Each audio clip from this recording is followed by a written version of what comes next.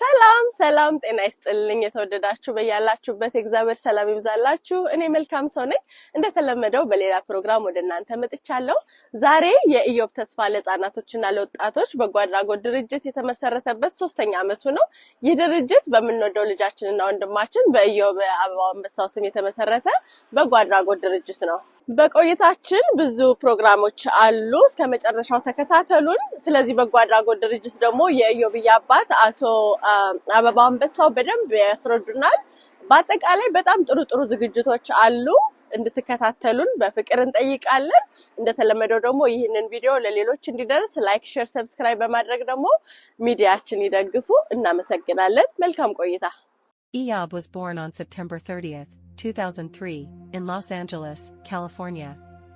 He was an extraordinary student with a lovable and friendly personality. Outside of school, eyob was an active member in the church. He was baptized and raised in his religion, and strengthened his faith through singing in the choir, playing the cabarro, and attending church groups above his age level. He always come to church in his sharpest suit, with his infectious smile and excitement, to help others around him.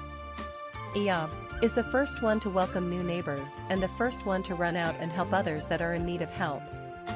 He always exemplifies his humbleness and helpfulness around the church and in his neighborhood. Throughout his life, eyob was heavily involved in sports through his community and school teams. Growing up, he played soccer, baseball, basketball, and football.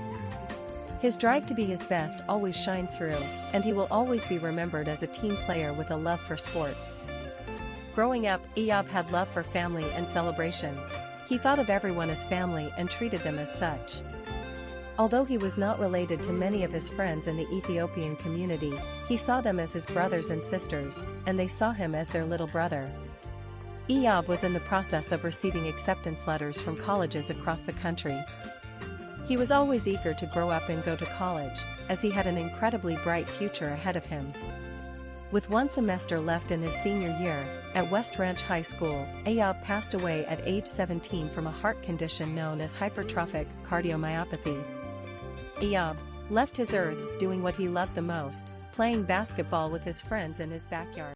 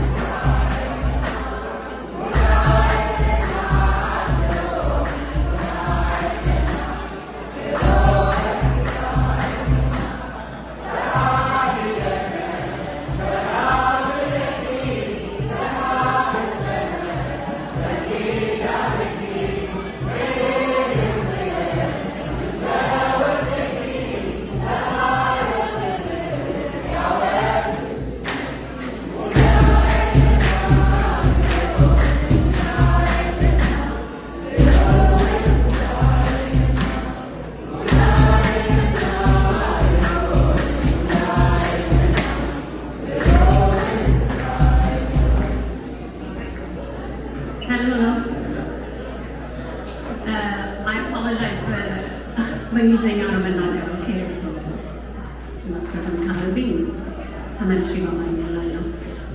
አለም አስራት እባላለሁኝ።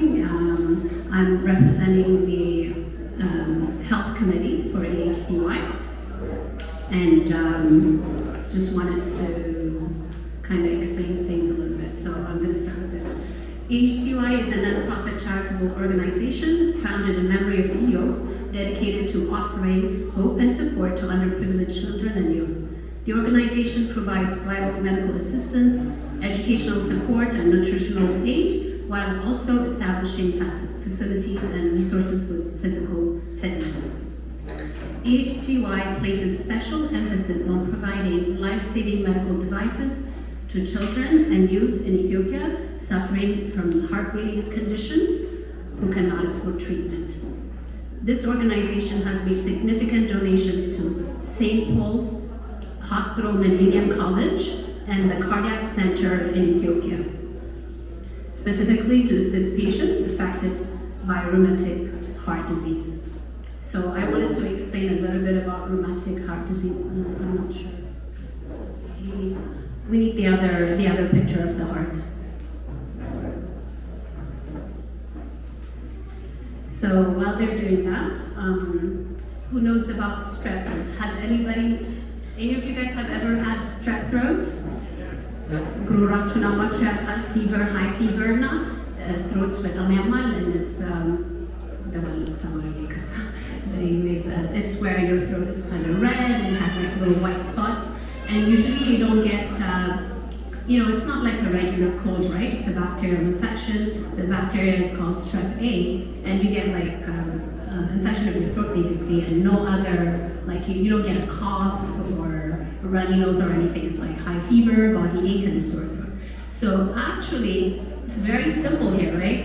But in Ethiopia, a lot of people don't get to go to the doctor, so a lot of them end up having that infection kind of they keep on getting that infection and it affects the rest of their body, where they get recurrent joint pain, and actually it affects their heart, their blood vessel, and they actually, the heart valve, there's like 4 valves in the heart, so especially this one valve called mitral valve gets scarred up. So actually, they end up having where one of their valves does not open, or opens minimally and only it becomes, as we call it, mitral valve stenosis.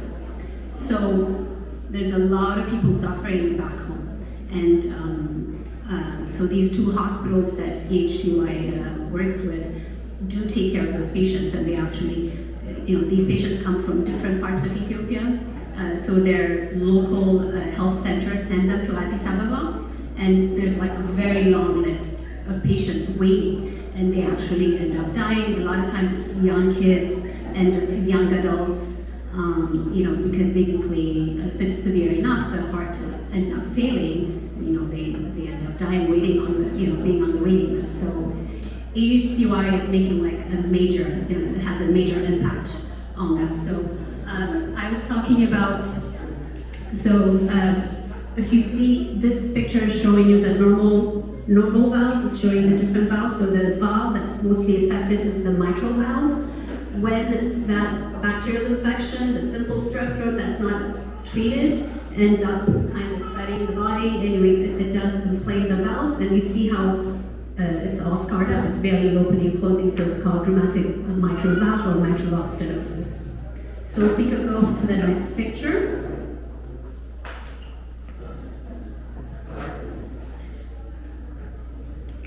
We can go to the next picture. Is he doing it? Okay. So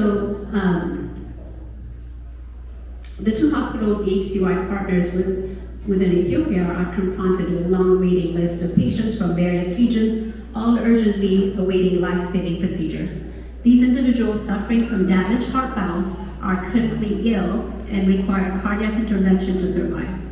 To assist them, cardiologists utilize a device known as the balloon to perform mitral valve dilation, a procedure that opens scarred heart valves and restores normal heart function.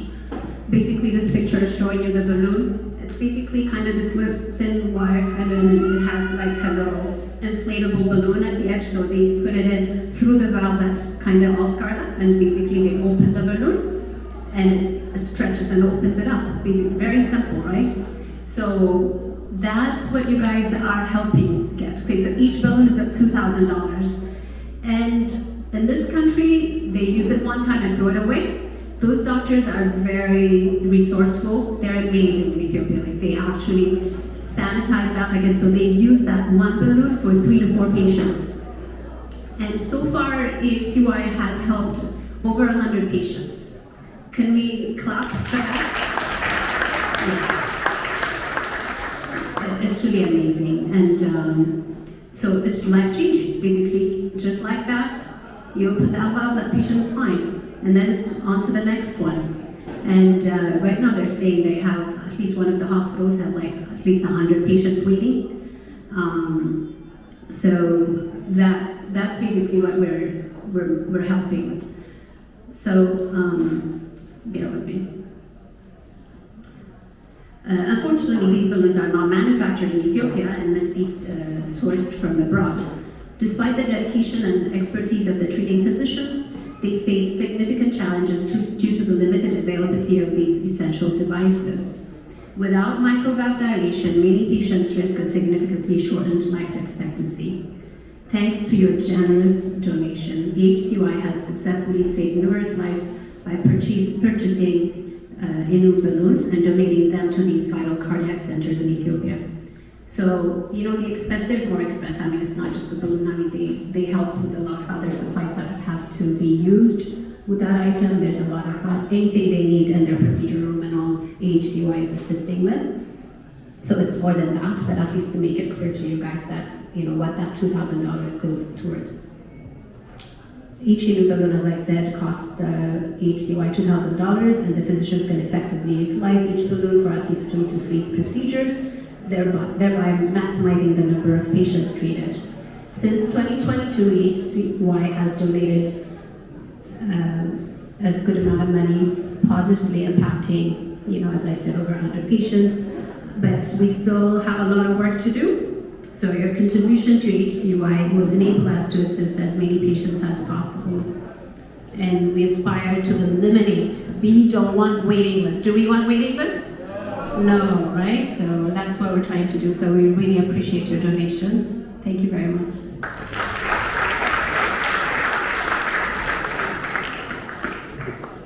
ዶክተር አለም በጣም እናመሰግናለን። የባሉን ነገር እኔም በደንብ አልገባኝም ነበር። አሁን ግልጽ ሆኖልኛል።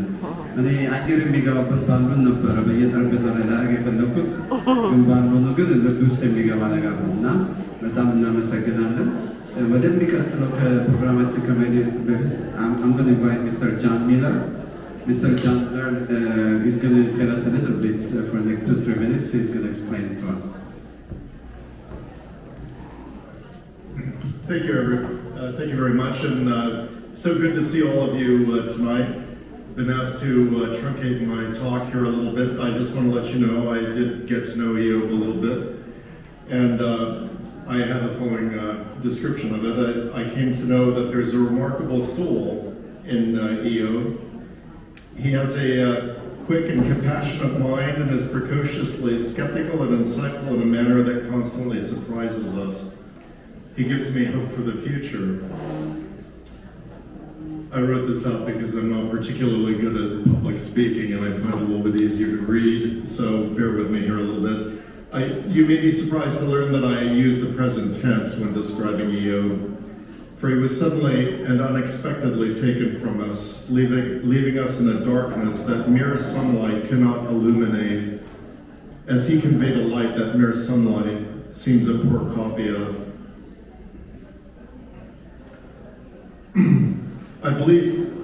I use the present tense because I believe eyob is still with us in a spiritual sense, and I will dare to conjecture to all of you that he may be teaching us more by his physical absence than he ever did by his physical presence, and in doing so, that he aids our faith. He reminds us that we cannot enter into this life without experiencing bereavement and pain. He presents to us the great challenge to transform our hurt into something meaningful, for example, wisdom, beauty, or love, as the ancient Greeks did with the genre of tragedy, as African American artists did with blues music, and even more momentously as our holy faith does. And he does that through this charity, eyob, Hope for Children and Youth. The charity we come to celebrate today is an example of that, an example that follows the divine pattern I just described. It speaks volumes that all of you are here to support it. We saved the lives of 115 children in the first year of this charity, and the lives of 180 more in the second. We're now in our third. Thank you. But our work isn't over. In fact, it's just started. The challenge we face now is to ensure that the charitable work of eyob, Hope for Children and Youth, will continue. One thing we can all do is to ensure the continuity of this charity. Is to support it with regular contributions, whatever you can afford, even $10 per month, and also to support it through long-term volunteer labor. I myself have been contributing $100 a month, something I share with you just to reassure you that my appeal to you is not one of mere words. I will leave you with this appeal and also invoke God's blessing on all of you. Thank you so much.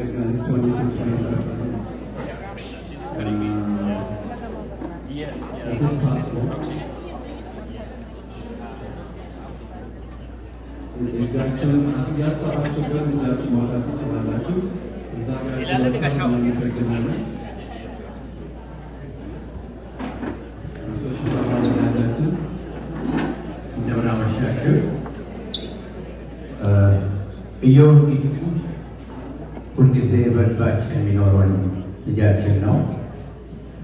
እዚህ ቴብል ላይ ተነጋግረን 2000 ባንቺን ግማሹን አንቺ መክፈል ተነጋግረናል።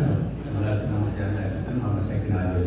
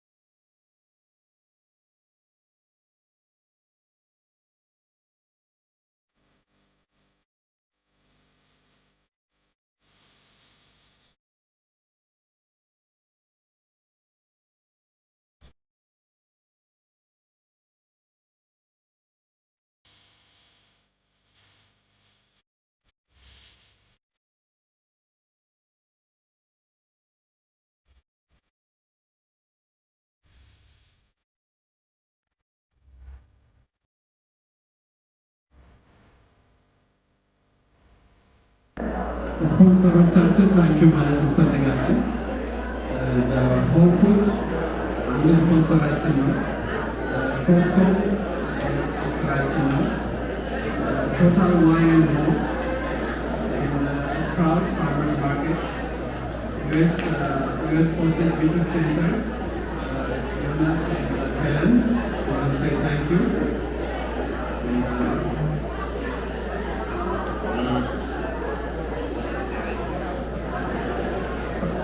Pacific Clinical Studies, Dr. ጸገነት ታንኪዩ ማለት እንፈልጋለን። ሙሉ አለማየሁ በጣም ሰላም ትራቭል ሰላም እናመሰግናለን።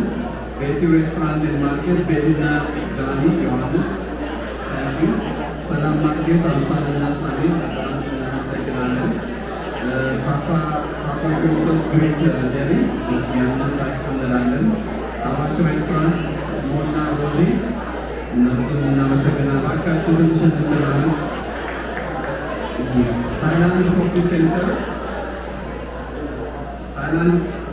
ኮፊ ሴንተር አለም አበበ ኤንድ ብራዘርስ መሶብ ኢትዮጵያን ሬስቶራንት አቶ ብርሃኑና አቶ ጌታሁን እንላለን። ሮዛሊንድ ኢትዮጵያን ሬስቶራንት አቶ ፍቅርን እንደዚህ ኢትዮጵያን ሬስቶራንት ከአትላንታ ህይወትን እናመሰግናለን። እዚህ ላይ እስካሁን ድረስ ላደረግነው የፓርቲኑ ውጤት ጥሩ እየተካሄደ ነው። ኦልሞስት ከ8 ባሉን በላይ ተባልቷል። የተረፈው ዶክተር አለምን ድጋፍና እዚህ መድረክ ላይ እሷን ታብራራለናለች። ዶክተር አለም ሌሎች ሰላም እንዴት ናችሁ? አምሮብሻል። ቆንጆ ኤግዛክትሊ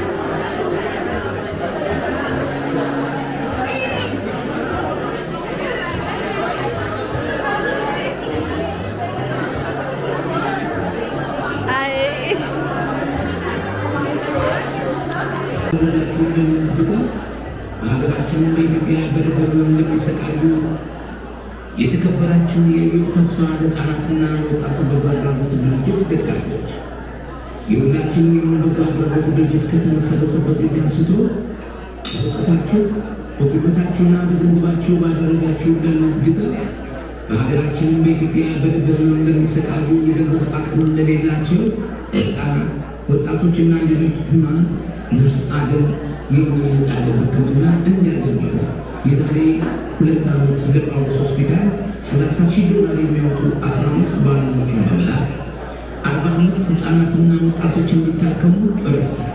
በተጨማሪ ለህፃናት የልብ ማዕከል $25,000 የሚያወጡ ለልብ ቀዶ ጥገና የሚያገለግሉ መሳሪያዎችን በመላክ ከ65 በላይ ህፃናት ለማሳከም ይችላል። ባለፈው ዓመት ያለውን መጠን የለሽ ችግሩን ለመቅረፍ ከእናንተ ያገኘነውን እርዳታ ተሰባስበን በመጀመሪያ ዓመት ያደረግነውን እገዛ በመጨመር ለጳውሎስ ሆስፒታል $55,000 የሚያወጡ ባለሙያዎችን በመላክ እስከ 100 ህሙማንን ለማሳከም የቻለ ሲሆን ለህፃናት የልብ ማዕከልም $30,000 የሚያወጡ መሳሪያዎችን ልከን ከ80 በላይ ህፃናትና ወጣቶች የልብ ቀዶ ጥገና እንዲደረግላቸው አድርገን የልብ ህክምናውን ወራዊ የሚያስፈልጉ ነገሮች በጣም ከመሆናቸው የተነሳ ለእያንዳንዱ ሰው የነዛ ህክምና እየሰጠ አገልግሎት ማስቀጠል ከባድ ነው። በዛ ምክንያት በጊዜ አገልግሎት በስተመወል ይገጥመን ነበር። በዚህ ሁኔታ ላይ ያለ እንደ አጋጣሚ ሆነው ካሊፎርኒያ ሀገር የተመሰረተ eyob ፎርችን ዩዝ የሚባል ከተዋወቁ በኋላ እነሱ እርዳታ መለገስ ጀመሩ። ምን ላይ እንደምንሰራ ከጠየቁ በኋላ በዛ በወጣትነት አካባቢ የሚመጣው አንዱ ችግርና እኛ በየጊዜው የምንረዳው አሁን ግን የሕክምና ግብዓት እጥረት ስለሚገጥም በቋሚነት መስጠት አልቻልንም። እንደዚህ አይነት ነገሮችን ስንነግራቸው በፈቃደኝነት አምነው ወደ $30,000 በሚቀመጥ ገንዘብ በአንድ የሚባል ገዙልን። በዛም ወደ 45 ሰው እርዳታ አገኘ። በአሁኑ በሁለተኛ ዙር በፊት ከሰጡ 2 እጥፍ ነው የለገሰው። እንግዲህ አሁን መሰጠን ባለፈው መልኩ 45 ሰው ተረድተው ከአሁን በማለሙ እስከ 500 ሰው እንረዳበታለን ብለን እናስባለን። ክሬስት ዶክተር ሚካኤል መንግስቱ ይባላሉ።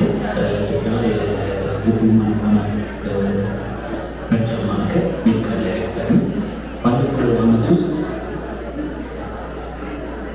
ለማመትና የሚቀጥለው ፕሮግራማችን እንግዲህ ኦክሽን ነው። ይሄ ስዕል የምታዩት በአቶ አፈወርቅ ተክሌ በጣም በታወቁ በኢትዮጵያ ብቻ ሳይሆን በአፍሪካ ሳይሆን በዓለም በታወቁ ሰዓሊ የተሳለ ነው። ይህንን ስዕሉን ኮንትሪቢዩት ያደረጉት የይድነቃቸው ፋሚሊ ናቸው። የይድነቃቸው ፋሚሊ አንድ ጊዜ አጨብጭቡልን። ታንኪ በሉልን። ፍሬሙን የሰራው በጣም ጓደኛችን ወንድማችን አቶ መስፍን ጥሩነህ ወይም መስፍን ካቢኔት የምንለው በጣም ፕሮፌሽናል የሆነ ስራ የሚሰራ ወንድማችን ነው። ብዙ ትላልቅ ነገሮች የሰራ ነው። ይህን ያሳመረው አቶ መስፍን ጥሩነህ ነው። ታንኪ በሉልናል። እንግዲህ ይሄንን ዛሬ ኦፕሽን የምናካሄደው በተለየ 2 አይነት መንገድ አለ። የኦፕሽን መንገድ አንደኛው ያው እየተጫረተ በከፍተኛ ገንዘብ ያወጣው ይወስዳል። ሁለተኛው ደግሞ ምንድነው? አንድ ሰው በ200 ብር ከጀመረው የሚቀጥለው ሰው 200 ብር ይጨምራል ማለት ነው። የመጀመሪያው 200 ብር ያወጣው ሰው 200 ብር ይከፍላል። የሚቀጥለው ደግሞ አይ እኔ ወስዳለሁ ካለ 200 ብር ይጨምራል እዛ ላይ። ሌላው ደግሞ አይኔም 200 ብር ከፍዬ ወስዳለሁ ካለ ያም ደግሞ 200 ብር ይጨምራል እዛ ላይ። መጨረሻ ላይ ያሸናፊ ይወስዳል ማለት ነው። በምትጫረቱበት ጊዜ ያንን ገንዘብ እንደምትከፍሉ እወቁት።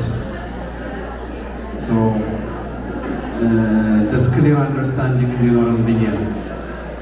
በ200 ብር ከጀመረን አንድ ሰው 200 ብር ካወጣ 200 ብር ያስቀምጣል።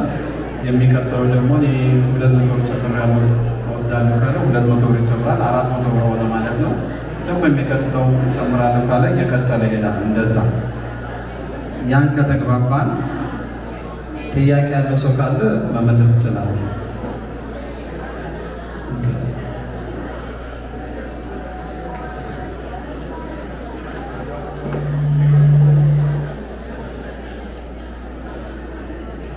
እንግዲህ በደንብ የተግባባን ይመስለኛል። የፈለገ ሰው በፈለገው ይጀምር። ግን አንዱ 200 ብር ጨምራለሁ ሲል አንዱ 100 ጨምራለሁ ማለት አይችልም። አንዱ 200 ብር ከጨመረ የሚቀጥለው ሰው 200 ብር መጨመር ያለበት። አንዱ 500 ከጨመረ የሚቀጥለው 500 ይጨምራል እንጂ አንዱ 500 ጨምሮ ሌላው 100 መጨመር አይችልም። የምትከፍሉት ገንዘብ ግን እዛ ላይ እየተደመረ ነው የሚሄደው። ለኢንድ ኦፍ ዘ ዴይ ጠቅላላ ገንዘቡ ያው ለፋውንዲሽኑ ስለሚሄድ ሁላችን መርዳት ስለምንፈልግ ከዛ አንጻር ነው። የመጨረሻው እልህ ውስጥ የገባው ማንም አይችለኝም የሚለው ይወስደዋል። እሱ መጨረሻ ላይ እናያለን። እና አሁን ይህንን እንግዲህ ማንም የሚጀምረው